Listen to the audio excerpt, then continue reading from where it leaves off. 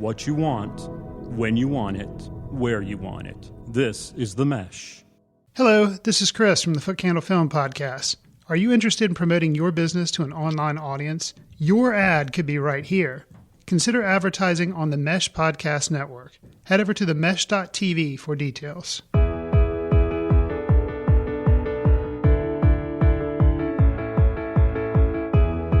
Hello, everyone, and welcome to the Forecast. We are your connection to the who's who in the game of golf. We hope to make you laugh, learn, and win and grow your golf IQ. I'm your host, Allen Burton, Director of Instruction at the Allen Burton Golf Academy in Lake Hickory Country Club in Hickory, North Carolina. I want to thank our listeners for joining us this morning. Find us on themesh.tv, and if you're interested in being a sponsor of our show, please reach out and email us at info@themesh.tv for information on sponsorships. We're available on all your podcast platforms, Apple iTunes, Spotify, Stitcher Radio, iHeartRadio, and Google Play. So be sure to check us out on all of those podcast mediums. We're produced right here in Western North Carolina, and I cannot be more excited about the guests that I have today. I've been very fortunate to know some of these guys, some not as long as others, but I would say that this bucket list trip I got to enjoy to go play golf in Ireland with some of my closest buddies here recently. And I'm joined today by those guys that we journeyed across Ireland playing golf with together. And I want to thank you guys for joining us. And first of all, I want to introduce the man that put this whole thing together, my good friend from Nashville, Tennessee this morning, Mr. Van Fletcher. Van, thanks for joining us, man. How are you? Doing well, Alan. Thanks for inviting us to do this. Doing very well, thanks. Good. I tell you, Van, you and I go back a long way, and we're not going to spend the whole show talking about our lives together, but it does have quite a history, and I consider you one of my closest friends. We have so much in common. We're golfers. We're passionate about the game. We're passionate about music. You being in the music career, I've followed your career for a long time and just marvel at all that you've succeeded with in the music industry. So kind of tell us what happened to put this whole trip together, man, and how all these guys came together.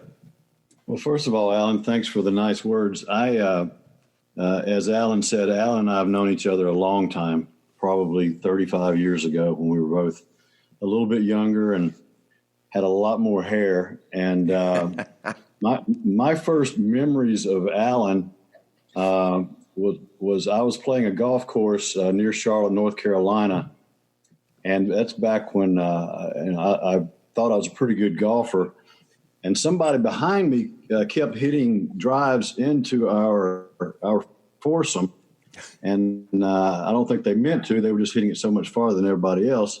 And then once I finished the hole, I looked back to see what the approach shots looked like, and I kept seeing balls coming into the green and backing up about 20 or 25 feet, which told me that somebody really could play the game of golf. And then so after the round, I met Alan. He had long hair like I did at that time, and we just realized that we were both in the music business. I was managing a record store for a company called Camelot Music, and Alan was playing music and working at a music store and just playing golf like me whenever he could get out of work.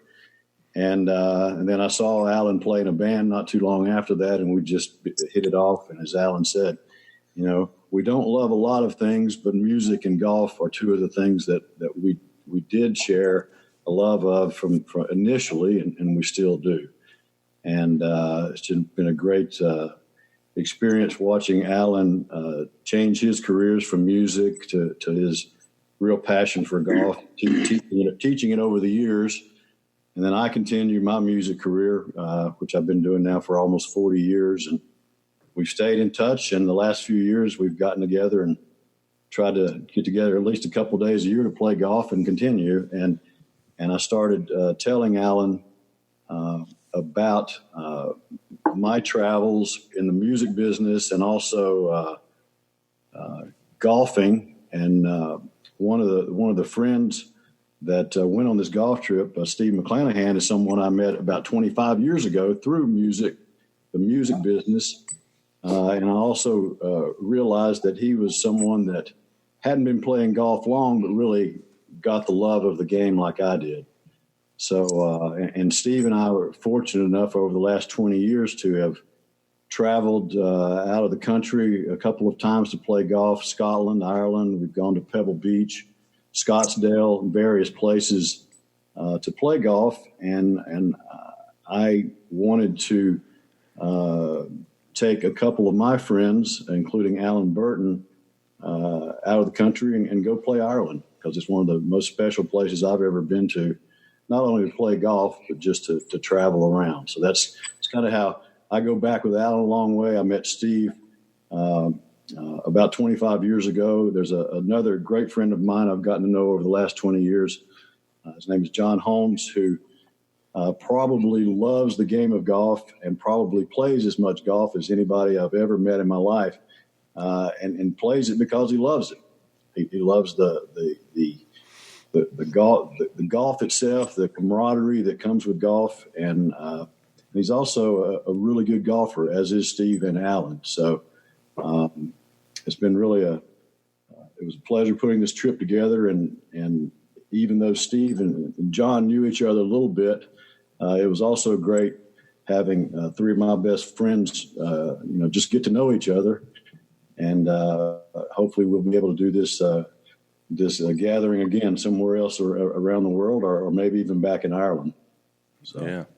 Well, Van, I tell you, what you've done by bringing three passionate golfing buddies of yours together to join you and go to Ireland is going to create lifelong friendships for all of us, I'm sure, and that's the magic of the game. And I mean, it's just an amazing game that we as humans can all join in and play, and we play anywhere in the world with people you do or don't know. I mean, I was introduced to these other two gentlemen in the airport as we all joined this flight in Charlotte to go over to Ireland. First time I met them, but after 10 days hanging out with these guys and playing golf, I mean, they're going to be lifelong friends for me. I'm sorry to say, guys, you're not going to be able to get rid of me. So that's kind of the magic of the game. And let's reach out to Steve a little bit and kind of bring him into the conversation. Steve is Van's 35-year buddy and my brand new friend for life. Tell us about what you do for a living and how you and Van kind of met.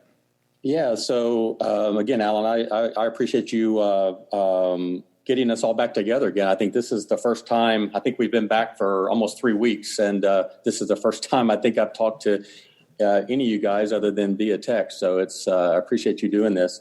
So I met Van back in, I think it was 1994. I was in the music business in a little different way than Van. I worked for a company called Anderson Merchandisers, and we distributed music.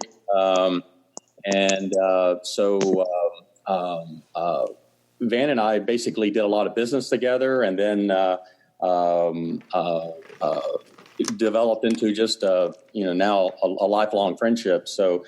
And Van's probably the one person really responsible. I didn't start playing golf till I was 28 years old. I recently celebrated my 60th birthday, and I probably in the last 30 years have played more golf than, I've made up for a lot of lost time, but not playing as a kid. But I love golf. I was a good bogey golfer, I think, until I met Van, and honestly probably got my first real golf instructions from Van, and ultimately now I've got down to a single digit handicap. So I actually enjoy probably golf more just because I can play a little bit better. And but Van was probably very instrumental. No doubt was very instrumental in helping with my golf game. So. Yeah, I was really impressed with your story and how your golf has really progressed, and I think with meeting a golfer like Van, and Van does this, and he brings people into the game. He brings people into, and he motivates people in a really special way. Van's motivated me a lot physically in my health categories that I'm trying to address. I thank Van a lot for that. He does that with people. He brings the best out of people. He probably did that for your golf game. He said, hey, look, you want to get better at golf? Here's how you do it. This is what I did. You got to work hard at things you want to be good at. And that's kind of the neat trait that Van has. So his artists that he represents in the music business are blessed because I know he's bringing the best out of them every day. And that's kind of what I was impressed with you, is that Van said, when you first met Van, he said Steve was like a bogey golfer and wasn't really all that good. But he said, man, he started getting lessons, working on his game, and now he's single digit, man. He's as good as we are. I said, that's fantastic. Well, he signed us up in some golf tournaments, and I had this fear of failure and embarrassing him. So he shamed you into getting better. Yeah, that's awesome. Well, listen, thanks again for joining us on the podcast this morning. I know you guys are all busy, and this means a lot to me that you'll take a little time out to talk about our trip. And let's bring this final guy into the fold here, Mr. John Holmes, also from Nashville, Tennessee. Steve, you're over in Alabama this morning, aren't you? Is that where yes, you are I am. today? I'm in Florence, Alabama. Florence, Alabama. So John's over in Nashville. And John, you guys, I guess you and Van met playing golf. It wasn't music that brought you guys together. It was kind of golf, wasn't it? Yeah, Van and I met we were both members at Legends Golf Club in Franklin. He liked to play early in the morning. I liked to play early in the morning. We played with one of the coaches for the Nashville Predators, the NHL team. And he and I started playing together, and Van is one of those guys, he's got such a laid back, easy personality. He's sneaky good at golf, though. I mean, and that you got to watch your pocketbook in that regards. But he is such a truly nice guy. I mean, you just can't not like him. And so I've always enjoyed playing golf with him. Over the years, we played for quite a while. I actually work for the Parks Department here in Nashville, and I oversee all the revenue-producing facilities, which includes 6 golf courses that are truly outstanding. We've had an incredible summer. It's been very hot, but we put in the new hybrid Bermuda greens at 3 of them, and the results have been just incredible. But Van now, he likes to come out. Part of my job, I like to make it part of my job, is about 6:30 in the morning. We'll head to the golf course ahead of anybody else. We'll get on a cart, and we'll get done in about 2 hours. So I'm at work by 9 o'clock, and that's after I pay him for losing in our little betting game. But we play as often as he's in town. The problem is he travels too darn much. Yeah. So that kind of hinders me, because he's a go-to guy. When he's in town, I know I can get out in the mornings and play with him. So he and I truly love golf. And one of the things I enjoyed about this trip, I'm not a music guy at all. I mean, I like music, but I listen to music. I mean, I have no music history or knowledge. It was very enlightening to listen to each of you, and as you came up through music. And Van, I've always known he was in the music business, but I learned a ton just being on this trip, more about him too. So overall, this was, and Ireland was one of those places that I had always wanted to go. So we had it was an incredible time, and I really enjoyed it. And like you said, now I've got 2 more lifelong friends that I can count on. So that's really neat. Yeah, very, very cool opportunity. Certainly with music and with the game of golf, this trip brought a bunch of really common grounds together. And like Van said, I think this will be something we'll want to do for many, many years to come. So I just want to encourage the other golfers out there, our listeners, to embrace this opportunity to get your buddies together and go on a trip. I mean, it's pretty common to go to Myrtle Beach and play golf.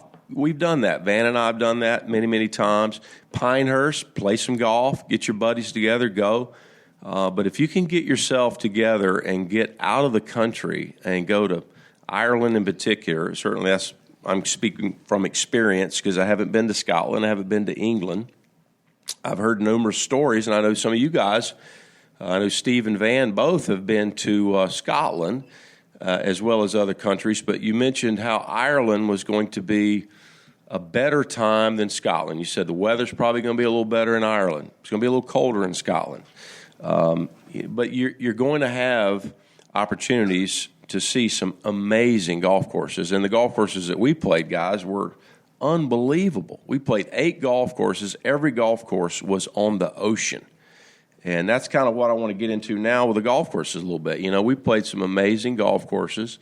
Let's kind of go through the trip a little bit with our listeners and let them know they can look some of this stuff up on the internet and see these golf courses. We're going to start out, Van, you put this trip together. You used Pioneer Golf. We'll have to give them a little plug. I know they did a great job helping you coordinate this trip. But you could not have really coordinated this trip better, Van, in terms of routing, golf course selection, timing. So kudos to you for knowing how to put this trip together and really carving out a fantastic journey. So let's talk a little bit about that, Van. I know with you're always seeming to be the leader of the pack when it comes to putting these golf journeys together. Had you used Pioneer Golf before, or is this the first time for you using Pioneer Golf? No, I had not used Pioneer Golf before. They've been around a long time. I had used a couple of when I went to Scotland and went to Ireland before. I used 2 different companies for those trips, and then Pioneer was somebody that I had just kind of read reviews of, checked them out for quite a while, and decided. And then I had conversations with 3 different companies and chose them for various reasons: ease of getting in touch with, ease of quick response, the price, obviously, because it's not cheap. Going anywhere to play golf, even in the United States, if you go to these resorts. So that was part of it as well. So just different variables that I looked at before I chose Pioneer. And then once, one thing about going, especially to Scotland and Ireland and places like that is they're very destination points for golfers. So you have to plan, probably a year ahead, maybe 10 months ahead.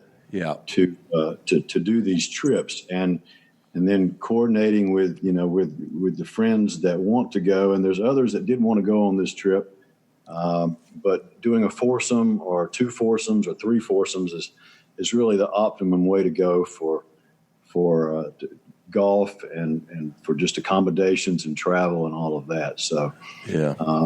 But basically, what I did was I went to my short list of people that I wanted, that I knew I could spend a week or a week and a half with, not only playing golf but hanging with, which is important, and I really started putting together a trip to Ireland just because I had gone there before on business. I had done one golf trip about 15 or 16 years ago, and Steve was part of that. And it's a very easy country to go to. They speak English. The destinations between golf courses are not that far away. The country's not that large geographically. Anyway, as Allen mentioned, the weather and the weather's a little bit better. The golf courses are generally always in wonderful shape because they do get a lot of rain. And the weather's warm enough for everything to grow. That includes the fairways, but it also includes the rough, as we found out. Yeah. But just like I said, trying to find the right time of the year. You want to go in the late spring, summer, maybe early fall, unless you do want to go and play in 40-degree weather, which I don't care to do. I like to play in 60-degree weather, 65, 70. That's comfortable for me, and I know it was for the guys as well. So that's kind of how we chose Ireland and how I came about choosing a company to help us. And you don't have to use companies, but if you've never been, it's really better to use them and pay the extra money to them to organize it, to make sure everything works really well, checking into the golf courses, the hotels. There was no snags with these companies. They're very professional, and they're very connected, and they know what they're doing. So yeah, that's absolutely. Well, we started our journey on a Saturday evening out of Charlotte. We boarded a plane. It was a flight for you guys to come out of Nashville down to Charlotte, but we all joined into a single plane going over from Charlotte to Dublin, and that's where we landed. It was like a 7.5 hour flight over, I think, and with the time change, there's a 5 hour difference in time from Eastern Standard Time, and for you guys, an additional hour on top of that for a total of 6 hours difference. But that's what we probably recommend too if you're putting a trip together. Allow yourself a little bit of time once you land and get over there to acclimate yourself to that time zone, and maybe not get off the plane and go play your first round of golf, right away. So we landed in Dublin. It was 7:30 that morning. We got out of the plane, out of the airport, got a rental car pretty quickly, and next thing you know, we're on the wrong side of the road driving around in Dublin. So Van, I want to tell you, you did an amazing job driving, by the way. John, you did a good job when Van let you drive, and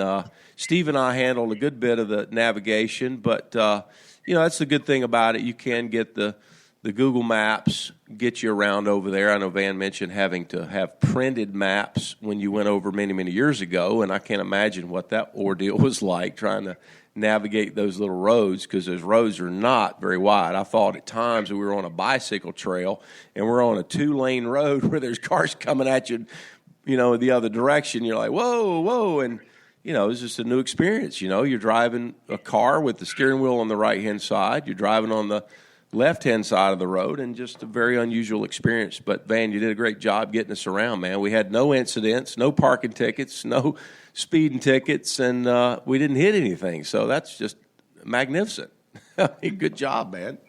So we get over there, and we're seeing Dublin, kind of our first day. I was introduced to a little app in my phone from Van. It showed how many steps we took. And, guys, I calculated we walked over 70 miles playing 8 rounds of golf. So that's how much walking we did.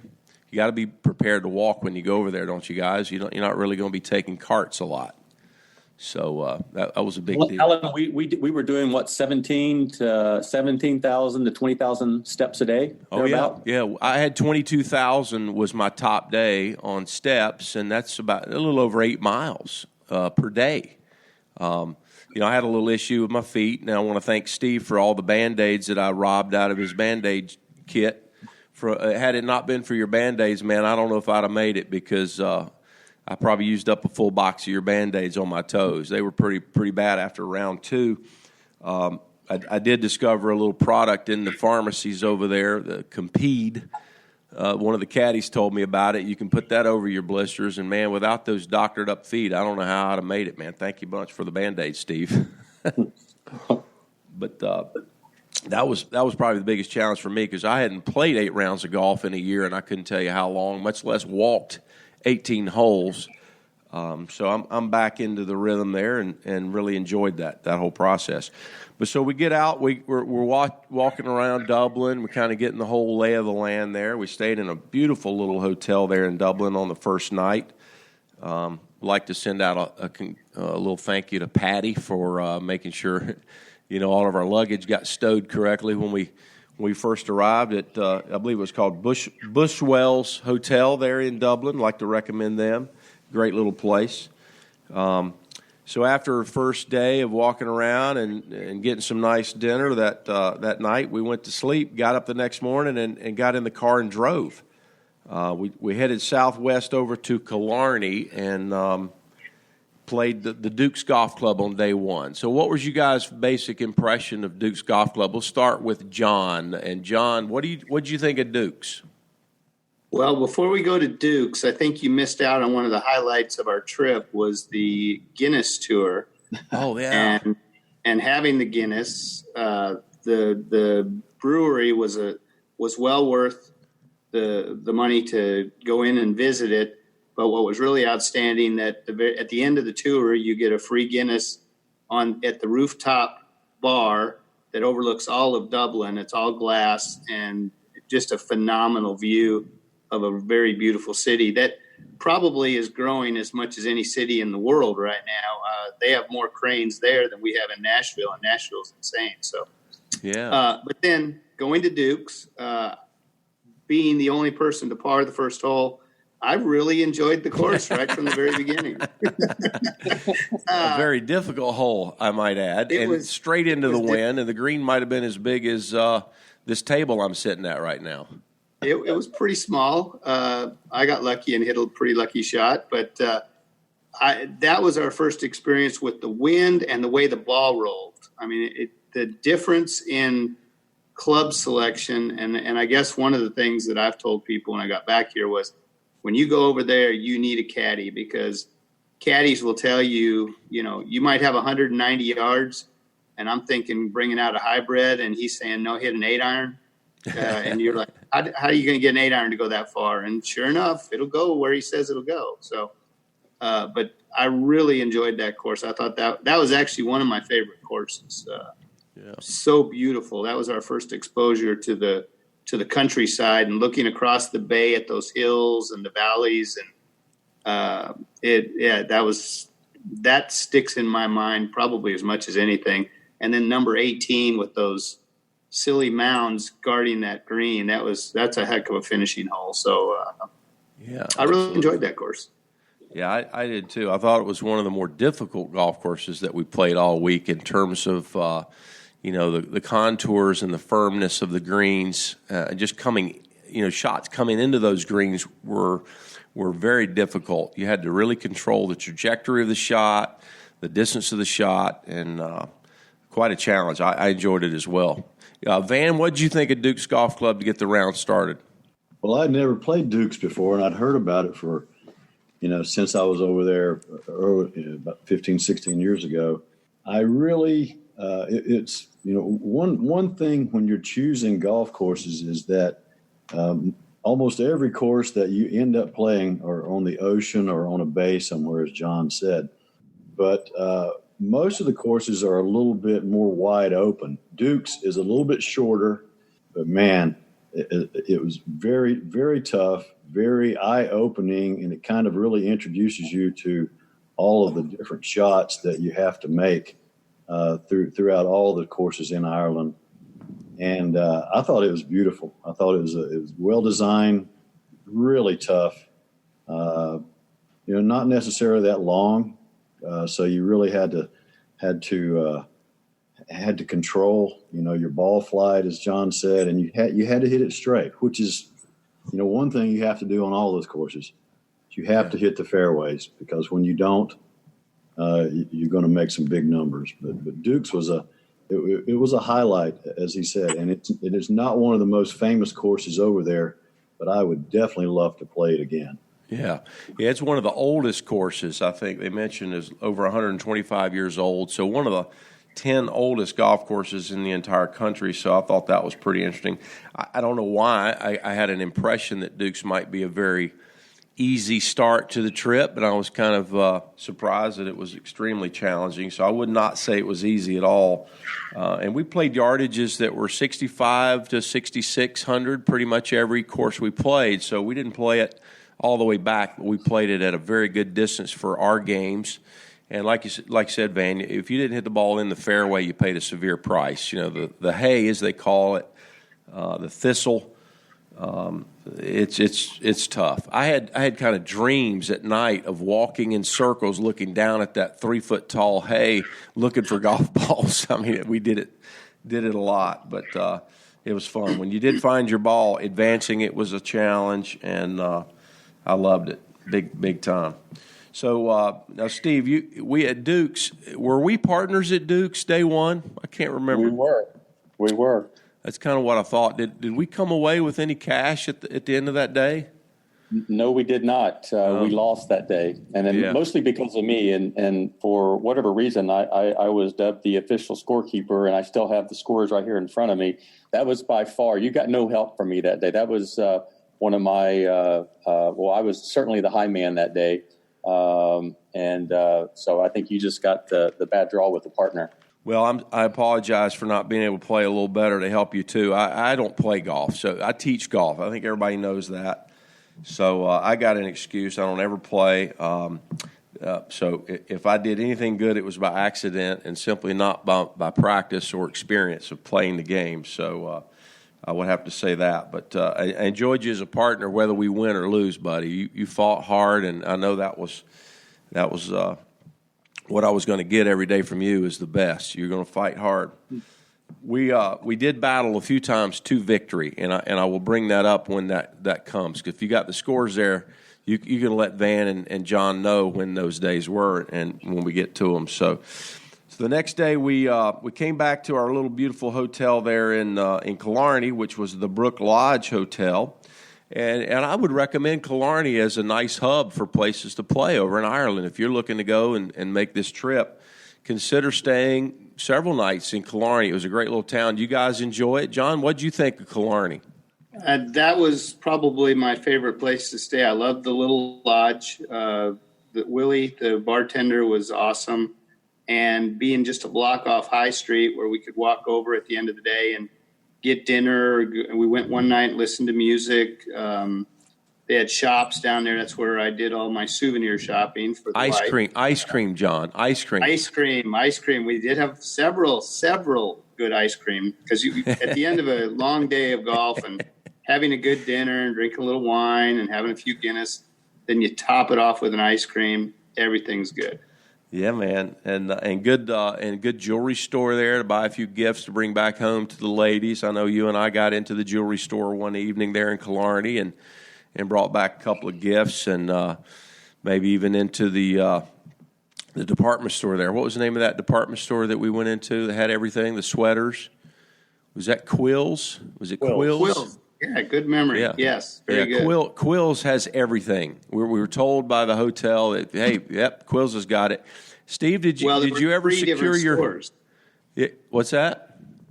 There were actually 3 different stores. One was just all wool items. Yeah. And then souvenirs, and then there was a jewelry store. So yeah, they had the whole market covered.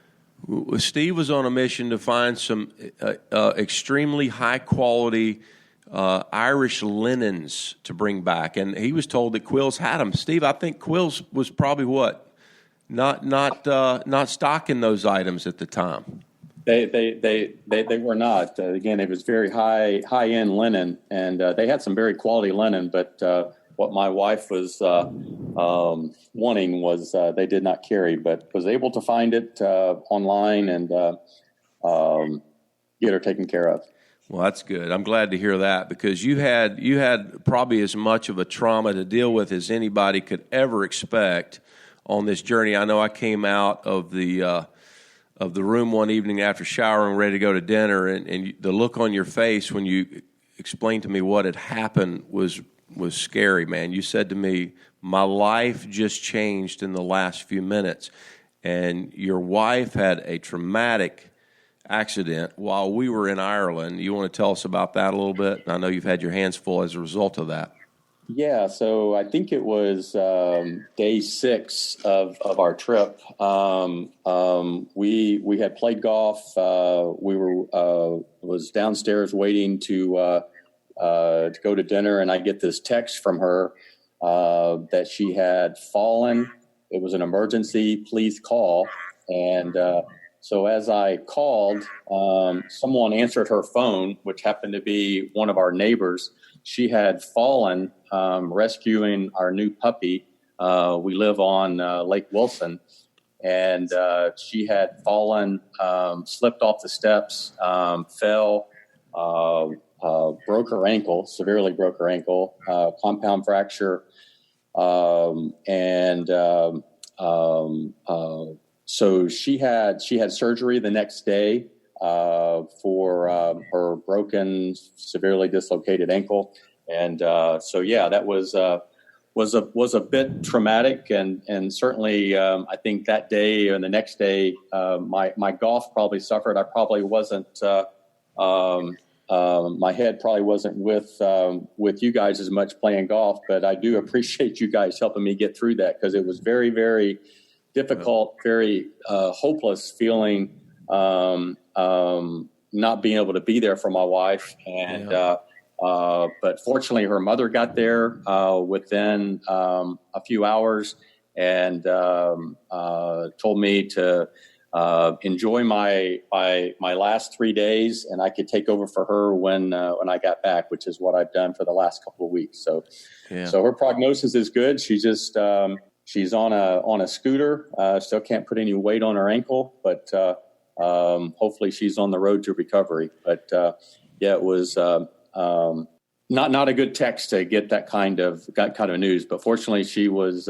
It probably could have been a lot worse, and she's doing much better now. So thanks for asking, Alan. Well, absolutely. We were all concerned. That's a very serious injury, and I saw, some of the text photos that you sent of her scars and so forth after surgery, and I'm really want to extend our best to her and all the recovery that she's going to be going through here over the next several weeks, and to you as well. It's a serious situation. So we were just having a good golf trip time, and I was concerned that maybe that you were going to have to fly home or deal with that. And fortunately, she was kind enough to let you stay and hang out with us. But that was terrible, certainly. Probably the only blemish on the trip for sure. We had such a good time. But moving on to the next day, we got to play a really interesting golf course. I thought Tralee was day 2. We went up to kind of the, I guess it was a little bit more westerly and a little bit more northwest to get to Tralee, an Arnold Palmer design course. I think, Van, you and Steve had played up there before on your journey to Ireland earlier. Is that correct? Yes, we'd played there before, and I don't know if it was the first one or the only course that Palmer had designed over there, but just a really beautiful. It was his first course design outside the U.S. Okay. Yeah. And just beautiful golf course, beautiful terrain. Great. Just a great experience. I really enjoyed it before, and really had a good time up there. Yeah, I think our weather was spectacular there at Tralee. I don't think we got a drop of rain that day. I think the weather in general for our entire trip was great. We had some days better than others, but I remember Tralee being somewhat normal winds, maybe some 15 to 20 gusts, but not severe, and 62 to 64 degrees. It was pretty warm. And sunny, for the most part during the entire day. Would you guys agree that was one of our better weather days at Tralee? Oh, for sure, Alan, and our scores reflected it. Our average scores that day was an 81. Our average scores while we were there were 84s. So we were 3 shots better than our average. That was our lowest average round day. And I think you're right. I think it was the golf course, the conditions, were probably the best that we had during the trip. Yeah, and it was before my blisters, too. I think the blisters kind of took place on day 2, so a little fresh, and early in the trip. I think I shot, 79? Was that what I shot? Van shot 76? Mm-hmm. Yeah, that's my lowest day. I had a 76 that day. You had a 79 that day. Yeah. So, I think the weather and just the freshness, the early part of the week and the golf course itself led to some really good scoring. So that kind of is a testament to our ability if we're not playing in some gale force winds. Alan? Yes, John? We do need to point out that was the first example of a course where if you tend to miss the fairway, not everyone shot a good score that day. We weren't going to say anything, John. I know, but I think the listeners need to know that this was an example of a course that all the courses there, if you miss the fairway, it's really hard to make a par. Yeah. And I had a lot of trouble making pars that day. Yeah. Yeah, getting the ball in the short grass is certainly the key over there, and it's not about how far you hit it, is it? Really, it's just getting it in position. Yeah. Well, I hit plenty in the hay myself, so I can attest to that.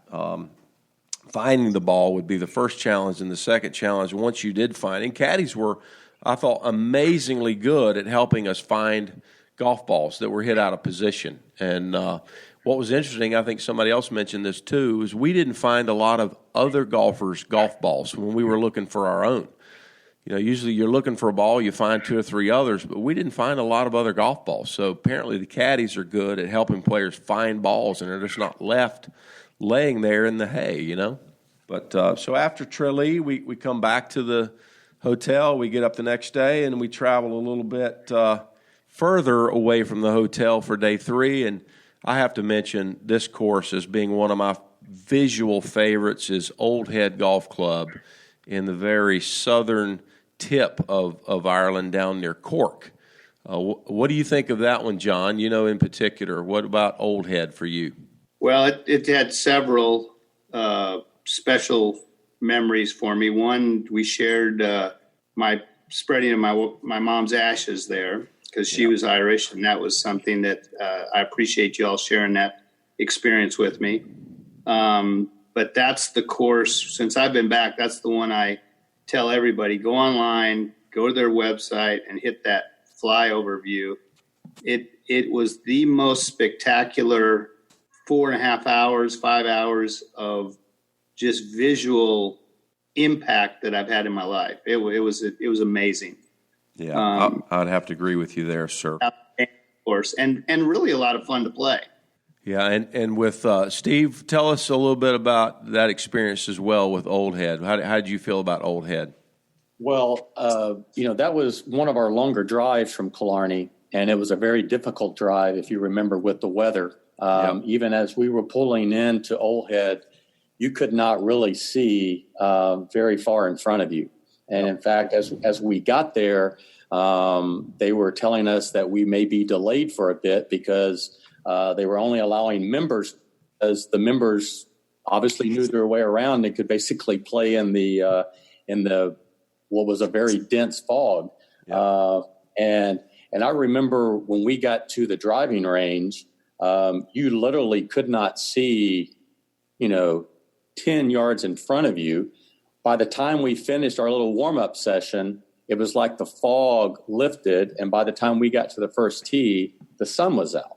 Yeah. And it was just spectacular. And to John's point, it's probably the most incredible vistas you'll ever see on a golf course anywhere in the world. I just can't imagine there being better views where you're several hundred feet up on this peninsula, the whole golf course with the views. So it's just spectacular. Yeah, it was almost as though the whole ceremony of John spreading his mother's ashes on the first tee raised the fog for us to play. And that's what I wanted to mention is that the timing of that and the uniqueness of that whole experience, man. And it was just wow moment for me.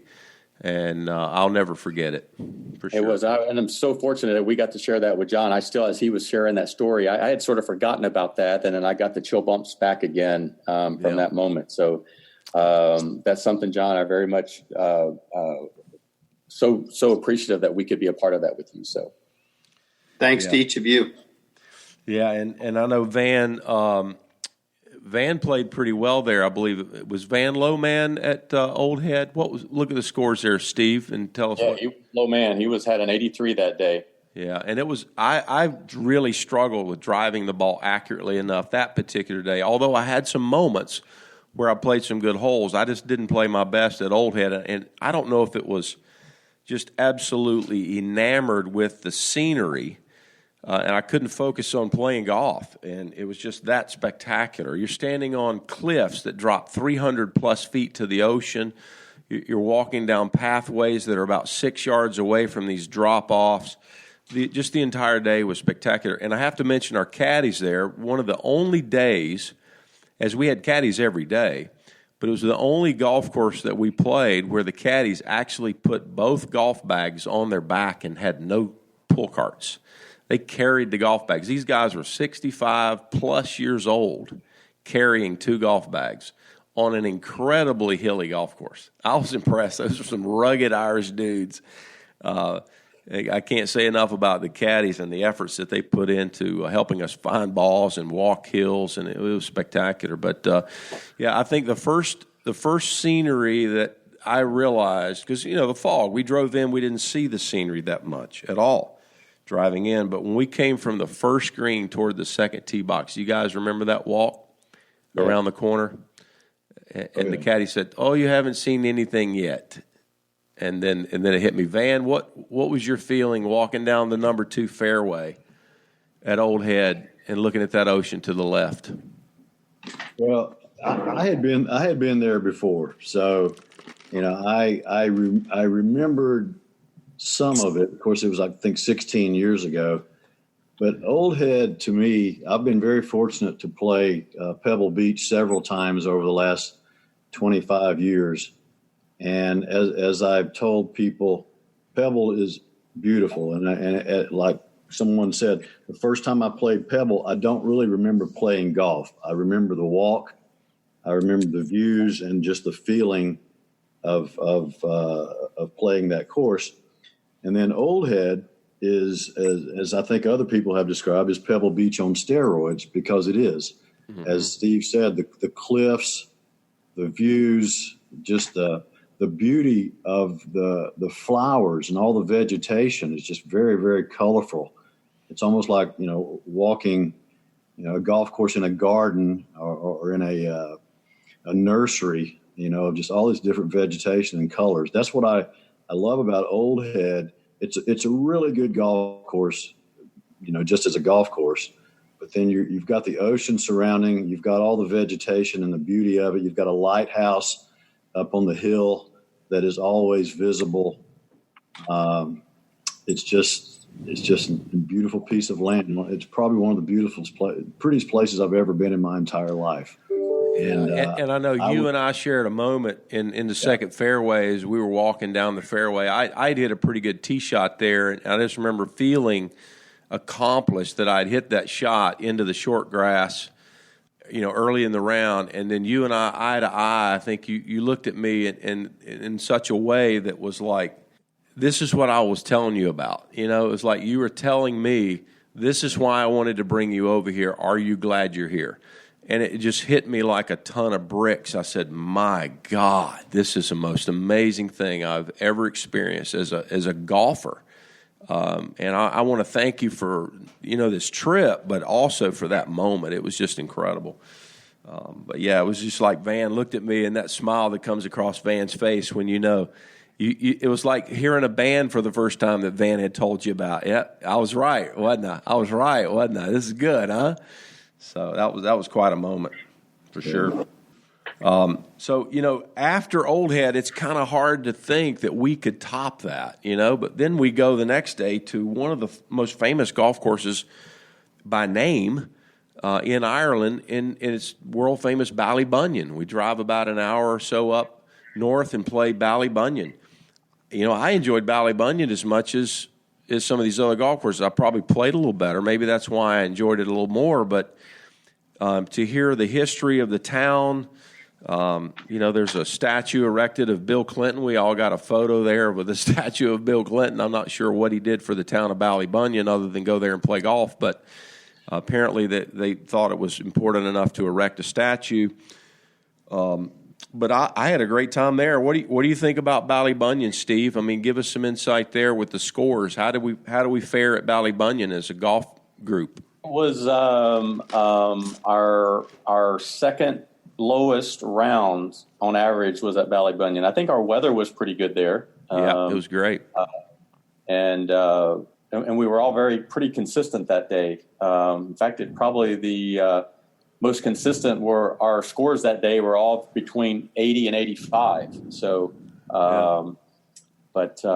spectacular place. I mean, again, I think to your point, it's when a lot of people have heard of Ballybunion, and it's certainly one of the more famous golf courses in Ireland or Northern Ireland. So, yeah, by name, I think Tom Watson had brought Ballybunion to the limelight a little bit when he won an Open Championship, and mentioned in his award ceremony as he was getting the claret jug, he mentioned, if you have not been to Ballybunion, you have not played golf.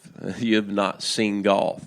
So they've adopted Tom there. I saw a poster in one of the local retail stores downtown that said, "Welcome home, Tom," with a picture of Tom Watson. So Ballybunion really embraced him and adopted him, as well as President Bill Clinton, which I thought was pretty fun. But Ballybunion was special for me. I enjoyed my caddy. We had a mutual friend, a golf instructor friend, And with the exception of him accidentally, trying to get away with my rangefinder at the end of the day, it was a spectacular day. But I did get to the caddy shack and retrieve my rangefinder. It was an honest mistake, I'm sure. So I had to mention that. But after that, after going through the round, we got over to a special little bar. John, tell us about that little deal. Why did we go over and have a drink at the bar after Ballybunion round? What was that all about? Well, one of the groups that I play with regularly out at Franklin, they had been to Ireland about either 8 or 12 of them had been to Ireland about 2 weeks before us. And that's where they stay. There's a little lodge right across the street from the driving range there at Ballybunion. Yeah. And there's a bar in there, and Dermot is the bartender. Yeah. And a good friend of mine here, Scott Hickman, he's an attorney here in town, and he loves going over to Ireland. And I think that's an annual trip for him. Him and Dermot are good buddies. And so he told us we had to go see Dermot and have a drink with Dermot. So we get over there and the place is empty. And I asked the lady at the front desk, is Dermot working? And I guess Dermot does a couple things because he was out doing something with the rooms or something. But he came in there, and we all had a Guinness, or I know I had a Guinness. I'm not sure what everybody. You might have had a Heineken. Yeah. But we all had a Guinness with Dermot there at the lodge, and they had the Irish whiskey up there on the shelf. But I think it was like $190, $200 a bottle. So we decided to stuck with the Guinness on that day. Yeah. So Steve was telling us a little bit about that Irish whiskey. I think, what was the scoop on that, Steve? It was pretty special stuff there that they. It really was. I think it was Middleton, correct? Yeah, that's correct. Yeah. Pretty interesting. A lot of great alcoholic beverages there, but nothing more prominent in all of the establishments where libations are consumed is the Guinness. I mean, it's just everywhere. And man, I wish I had bought stock in Guinness after seeing that, because that is an amazing presence there in Ireland for sure. So next day, we get out of Ballybunion with a beautiful drive, and Van took us on a journey up the coast there out of Ballybunion. I don't know if you guys remember that, but the cliffs and the road back was spectacular on the way back from Ballybunion after we got out of town there. And then the next day, which was Friday on our trip, we drove about an hour and 15 minutes or so up to Waterville Golf Links. I remember that drive was where we came up the little country road and ran up on the two bicyclists there, in the fog and the rain, driving up that little road through the countryside there. It was a pretty spectacular little countryside road, and here are these two bicyclists trying to ride their bicycles. They must have been, 15 miles from civilization, it seemed. Here we come upon two little folks on a bike trying to ride. It was a pretty spectacular ride in. And the wind was blowing, and the rain was raining, and it was basically a mountain pass that they were pedaling over. Yeah, it looked like you'd need to be a goat to make your way up the road, and here they were on two bicycles. But it was about 10 feet wide. Yeah. So what is your overall impression, Van, of Waterville? Anything in particular that sticks out in your mind about that particular day? Well, Waterville is just a great layout. I mean, it's a golf course that's probably a little bit, if you play a links course in the U.S., Waterville is probably a little bit closer to the U.S. links course than any other ones that we did play. So in that aspect, it's a little bit, I want to say, easier visually for me anyway. Mm-hmm. And I had played it before, although it was a long time ago. And but it's also really, there's a lot of water, a lot of beach surrounding that course, probably as much or more than anywhere else except for Old Head. But I just think it's a beautiful piece of land. No question. I mean, and the ocean is obviously bordering the majority of fairways, but it didn't seem to have to me, it didn't seem to have the elevation above the sea as much as maybe Old Head, obviously, but it was closer. You were closer to the beach and closer to the ocean on a lot of those holes. Yeah, So you're just looking at the beach as you're playing most of the courses, and again, it's probably an easier course to walk than some of the ones we had done earlier in the week, for sure, which was nice because that was the fifth day of playing golf and walking, as you guys were saying, 20,000 steps a day. So yeah, I really enjoyed it. Waterville's just a really beautiful, nice day on the links for sure. No, I highly agree. And yeah, it was, as much as I enjoyed playing 5 days in a row, it was certainly nice to know, hey, we got a day off Saturday. I'm going to get to rest these blistered toes a little bit. And again, just kudos to your engineering of the trip, Van, because 5 rounds in a row and then a nice day off was a welcome day. So we drive on Saturday. Van takes us all the way up from Killarney, kind of on the main freeways, pretty much all the way up north, and we have to change our coinage. We know we're going from euros up to the northern part of Ireland where they use pounds for the currency, and that was an interesting change. So we go up to Newcastle, and we spend 5 hours or so, maybe 6 in the car. Nice, comfortable journey, looking at the countryside, and that was a fun day. We get all the way up there, and we find out we're staying in this place that looks like a castle. And we stay at this place called the Slave Donard Resort and Spa, a 4-star facility. I was blown away to see this place. How about you guys? Van, what did you think of Slave Donard? Have you ever stayed there before, or was this your first time in that hotel? I had never stayed there before. Usually the hotels you stay in are small, not a whole lot of rooms. I knew when I was booking this trip that obviously I checked everything out online, as you can do now. And I knew it was beautiful. It was a big hotel, had a lot to offer, as you said. I did not realize that it was basically a few steps from the golf course that we were going to play the next day. So that was a nice surprise, but it was, and the hotel also had air conditioning, which most hotels do not have over in Ireland or anywhere else in the UK.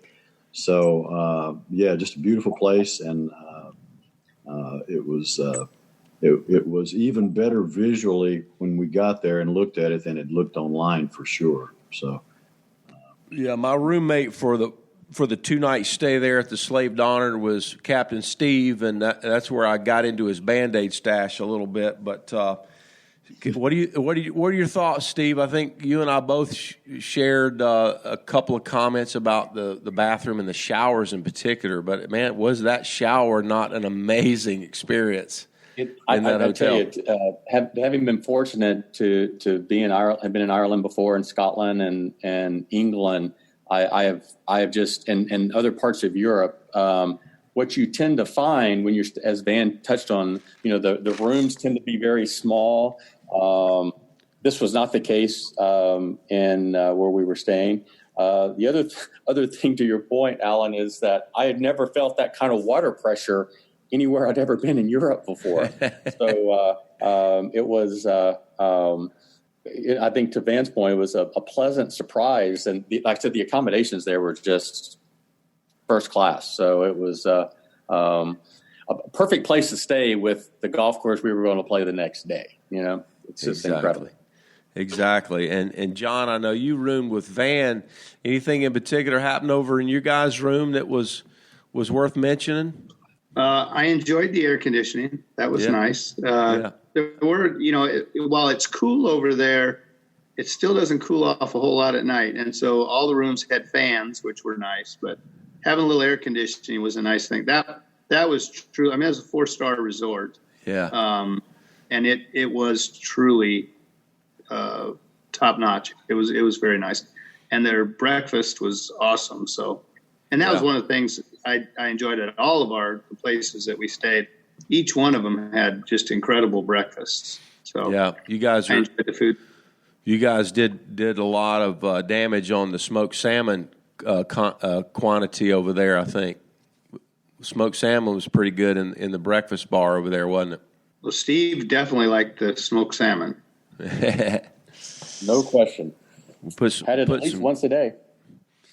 Put some smoked salmon away for sure. I mean, just in general, the food I thought was spectacular a whole trip. You know, fresh seafood every night if that's what you wanted, and I think everybody was pleasantly pleased with all of our food. So after a nice night's stay there, and we get up on Sunday, we get to play one of the best golf courses in the world, I think, on our trip. You know, we had, again, so well planned. Sunday afternoon, we got to sleep in a little bit Sunday morning and played Sunday afternoon. Steve and I got to head over to the golf shop early and do our shopping. That's where I spent the most money. Steve, I don't know about you, but I spent some coin over there in the golf shop there at Royal County Down.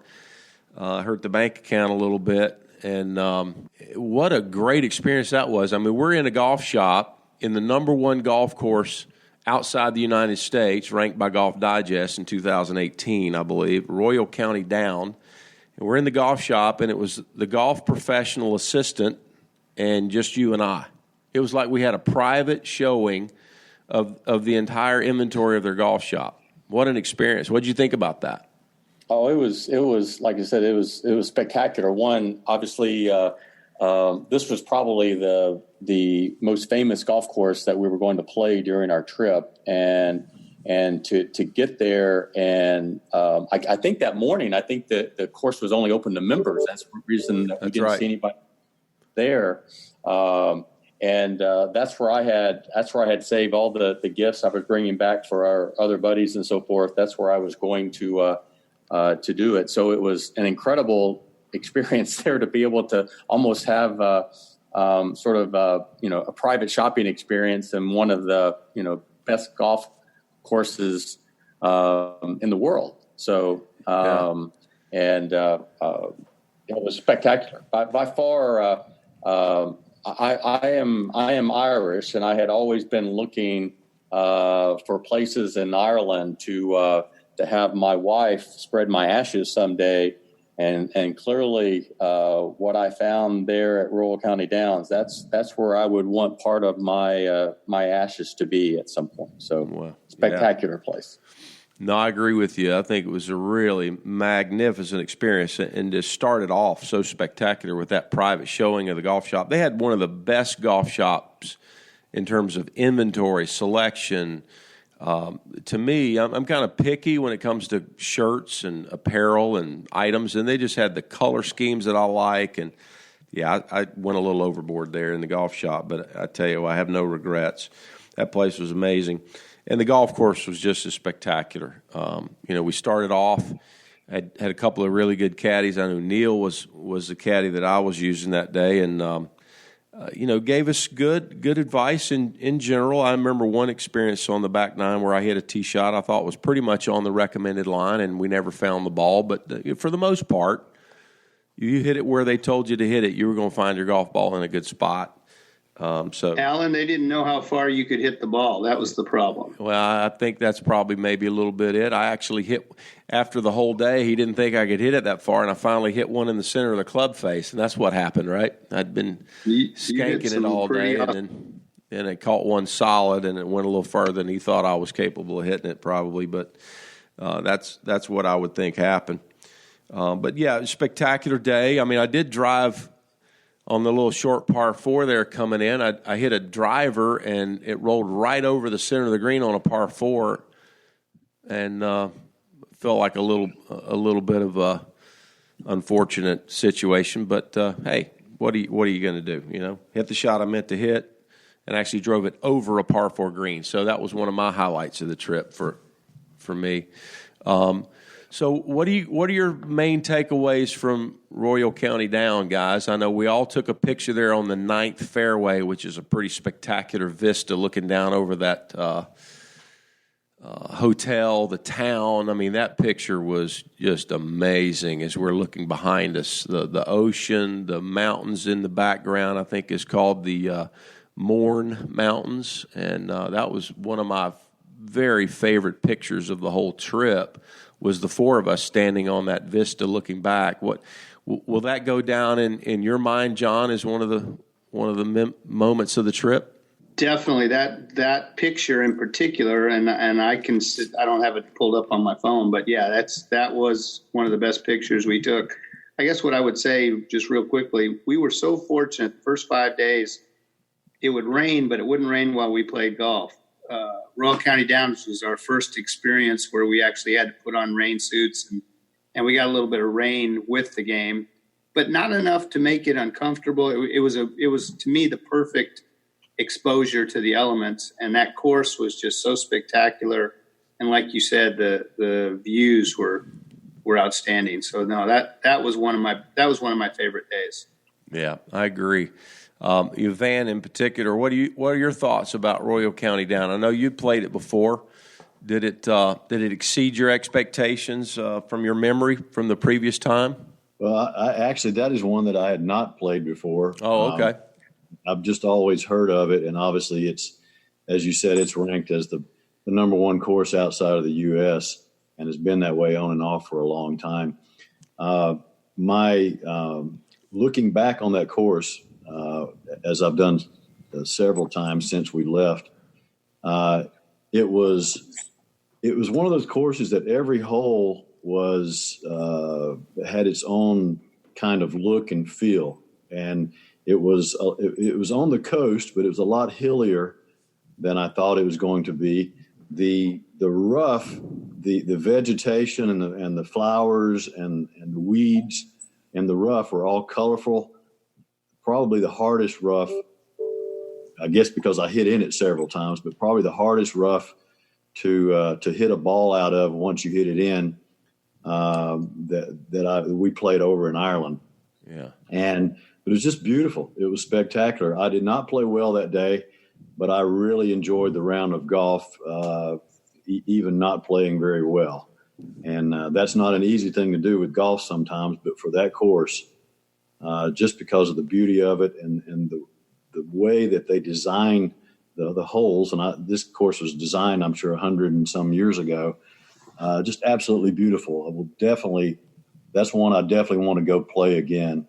There is some local knowledge involved, and just the sight lines, as you say, Alan, you just want to see it again. You want to play it again and get another chance at it. Just beautiful course, beautiful piece of land, and just really enjoyed it. Yeah, I feel very fortunate to have the opportunity to play it for sure, because it definitely has to be on your list if you're going over there.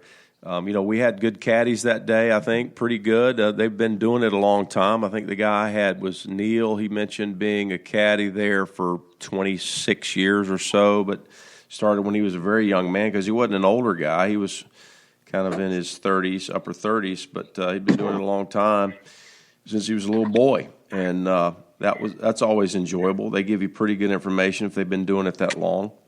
But just in particular, a really special day to be out there with you guys on that golf course, and I'll never forget it. That picture on number 9 just kind of brings it all home for me every time I look at it. So never forget it. So then we get the opportunity the next day to go over to the Island Club. I believe it was Monday's round, Island Club. We had to check out of the Slave Donard and head back down to Dublin. And we checked back into Buswell's down there in Dublin. And the Island Club was really kind of out there a little bit. I was impressed. It was very similar in a lot of ways, but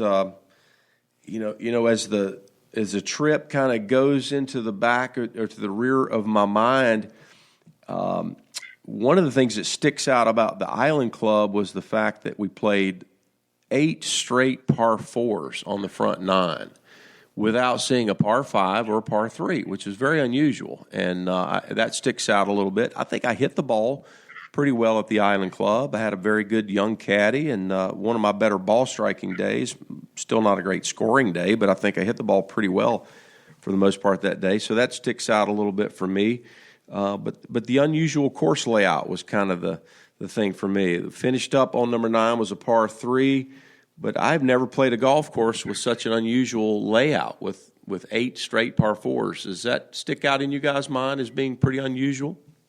Van, what are your thoughts there? Yeah, I've played a lot of golf. I've never played a course that started out with 8 par 4s. I didn't even really realize it either because I hadn't really looked over the scorecard. But very interesting. I really enjoyed it. It's not one of the higher ranked golf courses over there, but I thought it was a good test and fun to play. And actually, for the, I think, 7th round of golf that we were playing, not a hard course to walk, which, as we've talked about a couple of times, you do a lot of walking in a short period of time over there. And it was a good course for the back end of the trip, I thought. Absolutely. And Steve, any particular memories you have of the Island Club? Anything you want to share? I think it probably was our the combination of wind and rain that day was probably the worst conditions we played in. I know a couple of you and Van played pretty well. John and I really struggled there.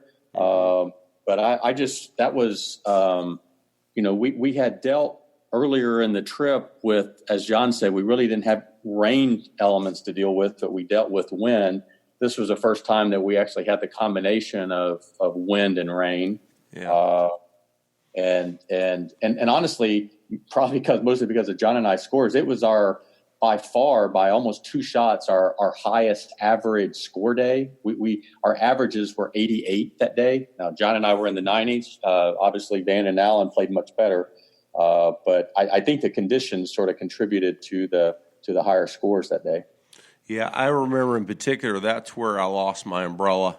That's where the wind kind of flipped the umbrella out for me. So I left my umbrella there at the Island Club as a result of that. But, I think using an umbrella over there is a bit of a challenge, and I'd probably recommend don't even bother because if it's going to rain, just put your rain gear on. The wind is going to take that umbrella and just make it a nightmare to keep up with. And I think as the wind blows over there, it's probably tough to use an umbrella. But anyway, that's my advice. But moving on to the very last day of our trip, I know for me, I was exhausted, but still ready to play another day. And I remember bandaging up my toes there. I didn't even get a chance to hit balls on the range that particular morning for the final day. But our last day at Port Mornick was kind of special for me in that one of my golf students, Elliot Grayson, had just been over and played the British Am there this year, and he had given me some insights to the golf course from his experiences and shared with me one of the holes had a fairway. It was like 14 yards wide. So I remember that particular hole specifically for myself because I actually did hit a driver in the fairway and paced out the fairway where my ball was like 6 or 7 yards wide. So I felt pretty accomplished in that I hit the fairway for a change, and it was a very small one. But what are you guys' thoughts here? I'm going to talk to John for a second and just get his insight to our final day at Port Mornick. What were your thoughts, John? Well, by then my golf elbow had pretty much was taking its toll on me, but it was impressive to watch you hit the ball. I mean, you say you're a teacher and you don't play much and haven't played much, but this was an example of where after playing that many rounds, your game really started coming on. And that, I think, was that the course that had the most narrow fairway in Ireland? Is that what they said? Yeah, that's what I think. It was touted as being the narrowest fairway, in Ireland, and in Europe. You hit it right in the middle of the fairway. Yeah. It was fairly impressive. The entire experience was just incredible to me. But the thing that is very true and that I'll remember forever is if you hit it out of the fairway, it's really, really hard to make a par. It's really hard to make a bogey, to be honest with you. Yeah. The more I struggled with that, the worse it got. So it was an awesome experience. But yeah, Port Mornick was a beautiful course. Yeah, and with and Steve, I think to mention, how we played that particular day. Tell us a little bit about our scores on Port Mornick, our final day, because all of us were playing the 8th round of golf in a trip. There had to be some mental and physical fatigue for some of us, maybe. How do we fare on the scorecard that day, Steve? We averaged, it was one of our better days on average. We shot an 84. But again, you shot an 80. You played really, really well that day. And I think as John was pointing out, you were getting better every day. You could tell that obviously you know what you're doing. And the more golf you play, the better you got. And that was very evident in all the scores. We had a little game going for the entire trip where we all put in some cash, and we set up several metrics. I should say that Allen, at the end of the 8 rounds of golf, won every metric. So he won every bet, basically, we had, from average lowest score, the most birdies. Allen averaged almost 1 birdie a round. He had the fewest doubles each round, less than 2 a round, which is very hard to do over there. Like you said, when you get in that heather, you're fighting not just to find your ball, but to just you're looking to make a double bogey or worse. And you also had the most pars on the trip. So it's just collectively, and all of that. If you looked at the scores after day 4 or 5, you weren't in the lead, but after the last 3 or 4 rounds, your game sort of took over. So kudos for that. Well, I kind of figured some stuff out about what you need to do around the greens over there in terms of putting from so far off the green. On that hole where I hit the drive in the middle of the fairway, it was 6 yards wide. I actually putted from about 30 yards off the green up to about 6 feet and made it for birdie. So it just took me a while to adjust, and I think everybody needs to understand what's going to be expected of you when you go over there. You're going to have to hit shots you're not used to hitting and adapt. And that's something that I've always tried to teach my players to do, is just adapt. And that's something that I was fortunate enough to do a little bit throughout the week, is adapt. You can't express enough how to prepare your game for playing over there. Because over here in America, the fairways are different. There's more grass on them. They're softer. The irrigation over here is a little bit, I think, overused, and sometimes the conditions are a little plush. And when you get over there, things are a little more barren and a little bit more rugged and a little firmer, and you just have to play different shots. You have to run the ball along the ground, and you can't fly it into the greens and try to spin it and stop it quickly as much over there. So I just had to adapt, and was fortunate enough to do that over time. I love the opportunity to go back and do it again. I think everybody feels that way. You say, hey, I think I'll do better next time. And that's the beauty of the game of golf, isn't it, guys? I'm going to do better next time. No, I think that's a good point. And actually, that Port Marnock, I remember looking back on that course. I do remember your drive on that hole. And as you say, I think where you ended up was probably 6 or 7 yards wide, which is, that's 20 feet wide. And you hit it about 320, and you had 30, 40 yards to the green. But I remember the putt from the fairway as much as the drive, because it's not easy putting 10, 20, 30 yards off of a green and trying to get the distance down. Maybe the line is a little bit easier, but the distance down. And that's something that that Allen did better than any of us did as the week went on. I never got comfortable with it. I know John never got comfortable with it. And you, the last 3 or 4 days, as Steve said, your scores improved. And it was mainly because you figured out how to take that putter from 10 yards off a green, 30, 40 feet off the green, and get it up within 3 or 4 or 5 feet to make the next putt. And that was pretty impressive, because you had never played over there before. I had, and I just kind of forgot how important that was in your overall score to be able to do. As you said, adapting is something that you did better than any of us. So. Well, there's definitely. I appreciate that. That's very kind of you guys to say. But I tell you something about Irish golf, and this is just an interesting thought for me. Yes, you can adapt. You can make adjustments, but there's still a luck component involved. in every shot you hit over there. The bounce along the ground is just as much an Irish luck thing. And some days you get good bounces and some days you don't. That's part of the game. But, yeah, I felt that overall we all played great golf. We all played very similarly.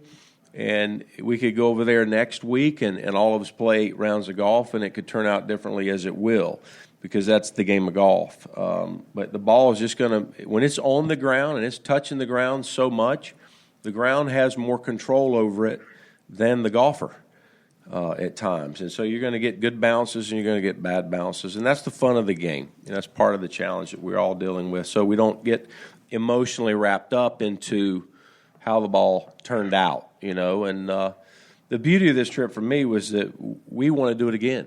We all want to go back. We all want to go together and do it again, and that's I think it's a beautiful thing. Well, Alan, I do want to say a couple of things about playing over there and actually playing in general. I've never been one to once I finish a round of golf, I try not to go back and go through the rounds that much. But once I got back from Ireland, I thought about the way I had played, because you always want to play better. But there's some things that, just going through the conversation today, that I think when you do go play in Ireland or Scotland, or even here in the U.S., there's a few things that you really need to work on as much as you do your swing and all that stuff. You need to, as Johnny said several times, you got to hit the ball in the fairways. The rough over there, the rough this trip, I thought was a lot harder than the trip several years ago, because I think they've had a lot more rain over there this year than they normally get. It's been warmer, so the rough was thicker. It was more grown up. It was a lot harder to hit out of. Sometimes when I watch the British Open or I watch the European Tour, these guys can hit it in rough that's a foot high, and they can go in there and hit it out of it. It's because it's dry and it's kind of wispy. This rough was really thick and damp and wet, and you could not control the ball at all. Even if you could get the club on it, you could not control the ball on it. So that's one thing that I took back. I should have hit a lot more 3-4 woods off the tees, even on 400-yard plus par fours, just to get it in the short grass. The other thing is, once you get in the short grass, hitting into these greens, you're much better off being short than you are hitting it on the greens and bouncing it over the greens. You have a much better chance of getting up and down for par than you do if you hit it long. Once you hit it long, it can go over the green into some real heavy rough, or if you pull it or push it, it's just going to go down hills and end up no telling where. I do wish that I'd aimed more at the fat side of the greens, not even looked at the pin. I wish that I had practiced putting from the fringe in the U.S. before I went over there a lot more, because I generally chip a lot over here from the fringe. Even if I'm 2 or 3 or 4 feet off, I chip a lot. Over there, you really need to putt it, and I'm not very good at it, and I realized that coming back as well. And the only other thing that I thought about my swing was, I usually swing at 85, 90%, maybe even 100%. You really need to swing at about 75% over there, because the spin, as you alluded to earlier, the spin on the ball with the wind behind you or into the wind, you need to learn to hit that 70, 75% swing to reduce the spin. I think you'll gain 2 or 3 or 4 strokes a day if you can figure out how to do that. And like I say, practice it before you go over there. So those are the few things that I thought about when I got back, as I was thinking about how I could have played better and how I could have beaten Allen if I had done those things, but I did not do them. So we're definitely going to go back again and give it another shot. Yeah, well, I love those statements, and every one of them, you're spot on, Van, because that's what the game requires over there, is to play it lower with less spin, lower speeds.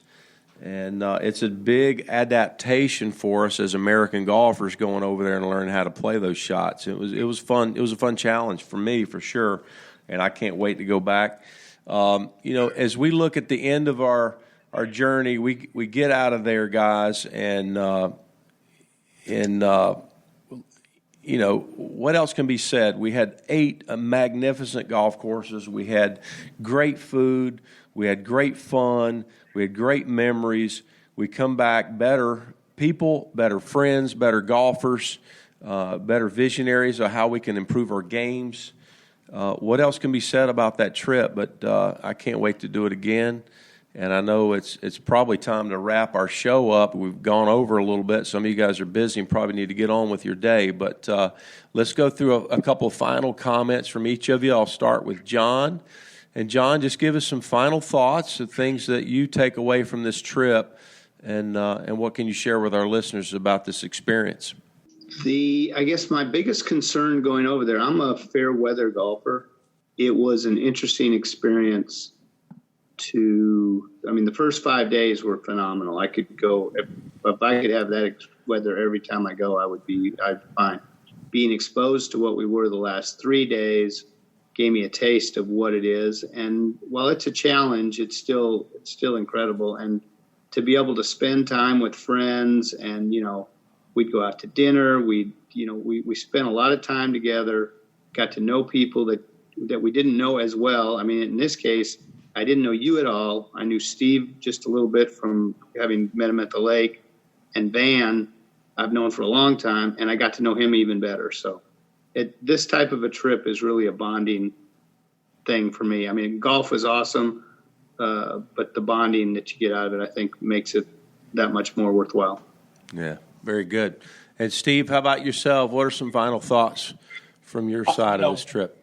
Something we touched on very early on, and I think it's probably worth emphasizing. We only stayed, 3 different places. So we were in Killarney for 5 days, and it was a good home base. And I highly recommend that to people. And it's something that kudos to Van for structuring our trip this way. It did cause us to drive a little more, but it's certainly much easier to drive an hour than it is to pack up, load your van up, move again. So, I highly recommend trying to stay sort of centrally locate during your trip, because it's much better to stay fewer places and drive a little bit more than it is to pick up and move every day. I would hate to do that. So Van organized this trip perfectly, I thought, that way. I had been to Ireland before, had never spent time in Dublin, so it was quite a treat to fly in and out of Dublin and sort of even base out of there on the front end, the back end of the trip. That's something I certainly would want to do again, as well as probably spending a little more time in Northern Ireland and in the Belfast area. But it was a great trip, and you guys almost made the golf sort of secondary to be able to spend time with you. So it was a blast, and I look forward to do it again with you guys. Likewise, I really feel the same way. And Van, yourself, final comments on a trip well played by Van Fletcher. Kudos to you, buddy. What are your final thoughts on this journey that you put together for us all? Well, everyone said it. The golf is amazing. The views are incredible. The actual scores are never what we want them to be. But as I get older, and realize that my best scoring golf days are probably behind me, or definitely behind me, just the experience, and I don't have the experience of hanging out with guys, and a couple of you guys don't live near me, and I don't see you very often, but I just enjoyed the whole experience of hanging out, playing beautiful golf courses, eating some great dinners, the food, the Guinness at the end of the day. I came back. I wasn't tired. I wasn't exhausted. I was really just refreshed, just mentally, besides my golf game, which I'm working on. I learned some things, as I mentioned, about my golf game that I am working on already. That'll make me a better golfer. And I want to do it again. I don't want to wait another 10 or 15 years to go back. I'm not going to. And we'll definitely start working on another trip soon. I loved everything about it. Fantastic. Well, I'll tell you guys, I would send my sentiments parallel each of your sentiments. It was a very special trip. I want to thank my wife for giving me the privilege to go. She's very selfless in that she let me do this. She'll probably never spend the kind of money that I spent on this trip going, so I have to say that. I want to thank Van for inviting me and giving me the opportunity to join you guys on a trip of a lifetime. And until next time, guys, I want to say I love all of you. I can't wait to play golf with you. I can't wait to see you. All the best to you and your families. And in the future, let's look forward to more birdies and pars on the journey of life and golf. Thank you so much, guys. Have a great day. That ends our show today for the Forecast. And I'm your host, Allen Burton. I look forward to next time when we'll have someone on that's hopefully going to share some insights to the game of golf and recommend you take a journey of a lifetime. Enjoy. See you next time, guys.